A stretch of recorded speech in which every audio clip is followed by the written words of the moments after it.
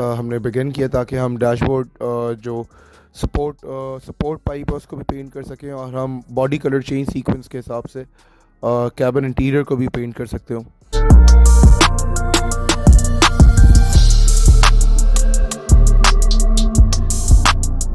तो बस इसकी फिटमेंट से related was just mounting it back on, to be honest. उससे ज़्यादा इसका कोई और डिटेल चीज़ थी नहीं।